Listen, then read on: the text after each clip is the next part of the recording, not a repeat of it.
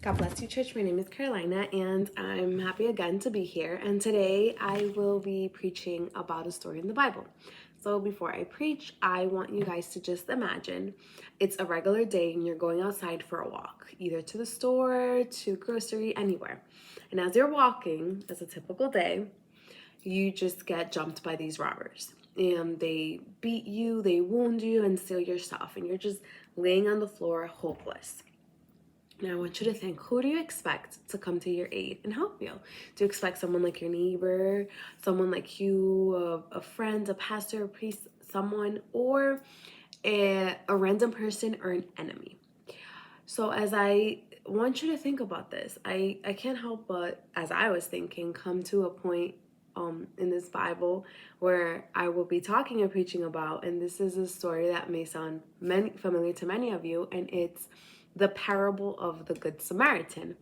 Now, this parable could be found in the book of Luke, and in this parable, Jesus is teaching a lawyer about who he thinks was a neighbor to this Good Samaritan. So as all of you are, I'm pretty sure, are aware about this story, a Jew is walking and he gets robbed and wounded and stripped away naked from his clothes, and he's lying on the floor bleeding, hopeless.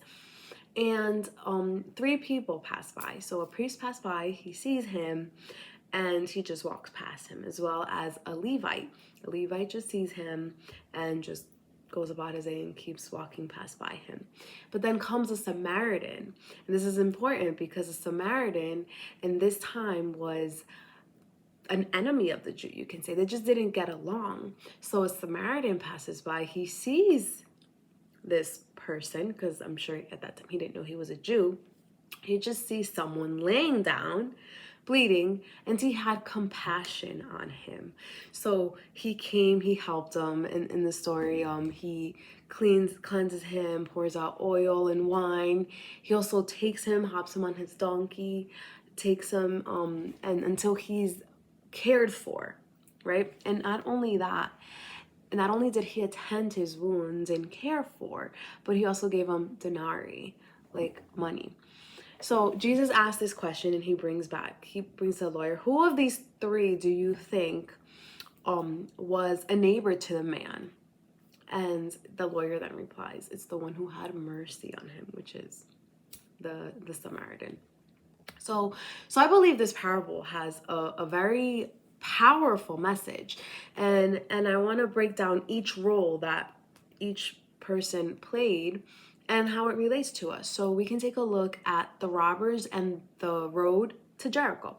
So in the story, the road from Jerusalem to Jericho, it's known to be a very dangerous path, right? It has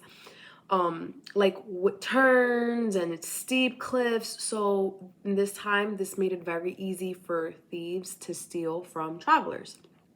So if you look at this spiritually, this road can symbolize our life, correct? Our path, our journey through life, how it can be, we go through so many troubles, correct? We have challenges that come our way, whether it's physical illness or financial struggles or even spiritual struggles. Like, this road can relate to us in our lives. And this man that was wounded, like in this road, it symbolized like he was in a desperate condition in which many people are around us today. When we take a look at the priest and the Levite, like what role they played, well, they represent people who perhaps like out of their duty, right? They're supposed to stop and aid to help people. And these people also represent like respected figures, correct? They're highly respected in society, but the lesson it teaches us is that even though like in their respected duty, maybe they didn't stop to aid because no one was watching. Like, you would think, oh, the priest is gonna help him, or the Levite, yeah, that's their duty. But perhaps since no one was watching them, they just looked and didn't have compassion. They just were maybe uncomfortable and walked past. So what you expected, they didn't even come to their aid. So it just teaches us, instead of showing that compassion, they walked away. So it relates to us because how many of us, like when something uncomfortable presents our way, how many of us, instead of going to it, we walk away in our discomfort from it.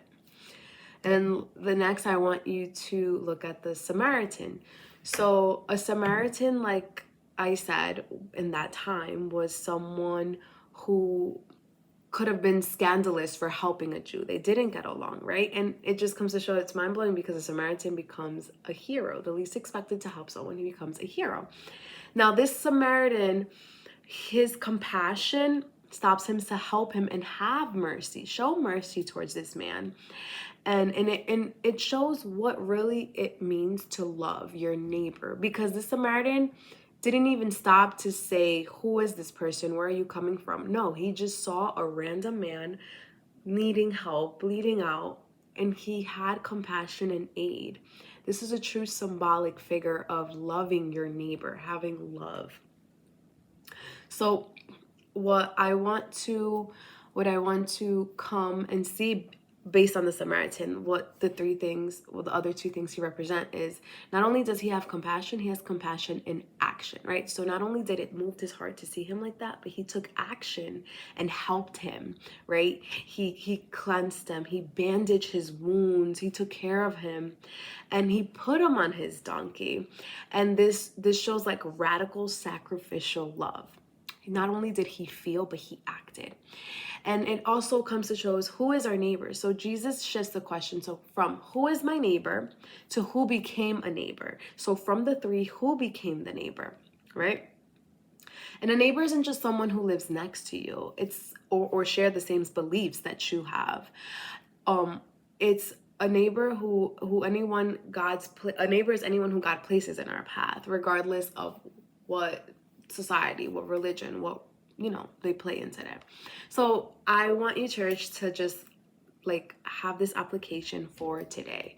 So as we reflect on this parable, we have to ask, who are the robbers in our lives, right? And how are they leaving us? How are they leaving the people hurt or brokenhearted?